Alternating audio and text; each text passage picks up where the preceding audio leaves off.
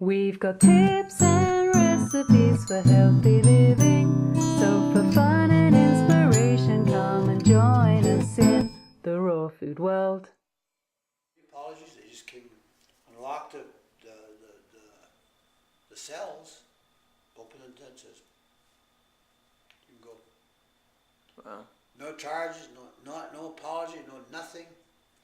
Just go out. And then we found out later it was the superintendent, who is Indian. And he came down and he says, let him out. And, don't even raise it, don't do it again. He says, but he says, if the word gets out, he says, I'm the superintendent here, and we're arresting people for practicing their own religion, our Indian people. Let him on, and just don't even bring it up again. So,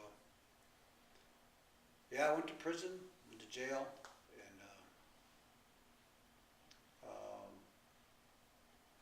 but that was not. It was not sad for me to go to jail or prison. The sad part was what they'd been doing all these years, which caused me to rebel. And then I didn't mind going to prison for rebelling. I think it should be a mandatory duty of every person who, when they see injustice, to rise up against it. And I ran away from those boarding schools. I never accepted them. I never embraced them. I ran away. I kept running away, and I'd get beat every time I ran away. And then they tried to embarrass me. They put dresses on me, shaved my head, all bald, and tried to ridicule me, tried to make me feel ashamed. But I just, they said, why do you do this, Banks? You know you're going to get beat. And I said, because I don't like this school. I just kept running away. They keep bringing me back. Oh. That was the sad part about it. And there was student after student before me who ran away, and students after me who ran away. And the beating still continued, but we kept running away. So they took the children from the reservations and took them to boarding schools so that you couldn't speak the language anymore. Yeah, it was a social experiment. They were trying to, could they make Indian people, could they make them into white thinking people? We had to learn. I had to learn all the presidents of the United States. I had to learn all of the things about the government, and we couldn't learn anything. We could not. We were absolutely forbidden. And in 1890, in 1887, and in 1884, then 1887. First, they struck out the language.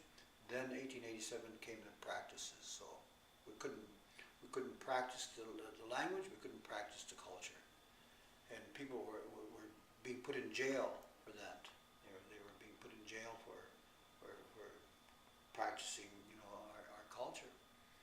And so, forbidden. Then we had to learn. Then, what is it they wanted us to learn? How to be white. So all the pictures on the walls were white. There was no pictures of Chief Joseph or Geronimo or Buganagijic or Hole in the Day or Rain in the Face or Bat Cobb fills the pipe or kills enemy. No, they're all George Washington and Grover Cleveland and Abraham Lincoln and on and on and on. That's what they were trying to make us into, non-Indians. But it failed. It failed. That experiment failed.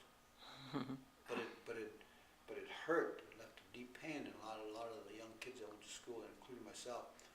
I don't care. They could give us $1 million a piece and say we're sorry for what we did.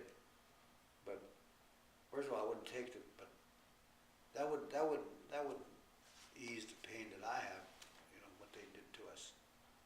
I mean, I lost the right to have parents, and I lost the right to have happiness with my parents. That's what I lost. That's what they took away. And for that, I will never forgive them. every day I think about it. And now my children, they know. I mean, I stay close to my kids. No, I don't. If they want to go to school off someplace, if you want to, that's only because you want to. And one of my daughters did. And she came back 2 years later. She said, "Oh, Dad, I made some good friends." And she did. She's made friends that she's had for the last 40 years. So when it's that kind of boarding school, then it's okay. Because the Indian boarding schools now, they have Indian school boards. They have Indian directors, Indian teachers, Indian parents go there, Indian administrators. So, and they speak the language. Everybody's is allowed. They said, speak your own language, And so they do. People are speaking their own language in the school as they're walking by, and a lot of English, of course, too. So it's it's a healthy environment now, rather than how it looked during the 1930s and 20s and 40s when I had to go. When did they stop those kind of schools? It was like 1954. That's when, yeah. And then the new policy, Truman ordered a new policy to come in, and that was to quit the taking the children.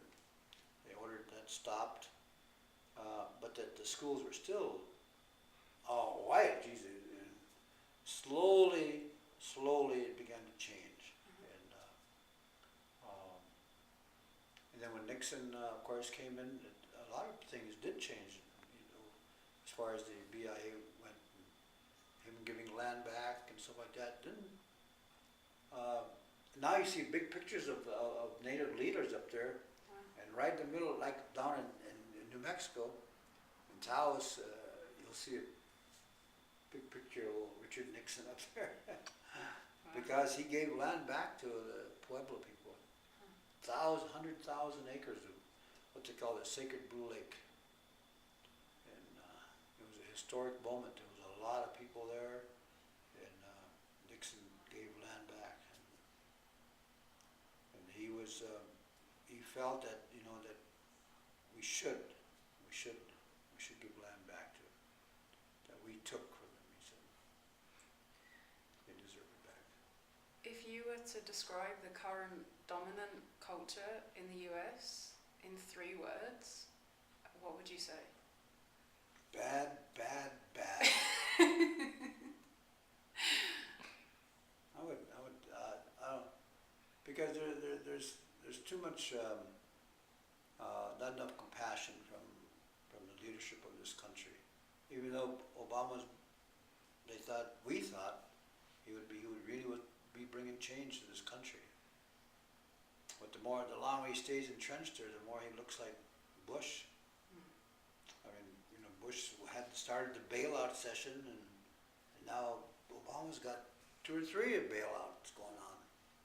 And, Thanks for joining us. We'll see you again at the Raw Food World.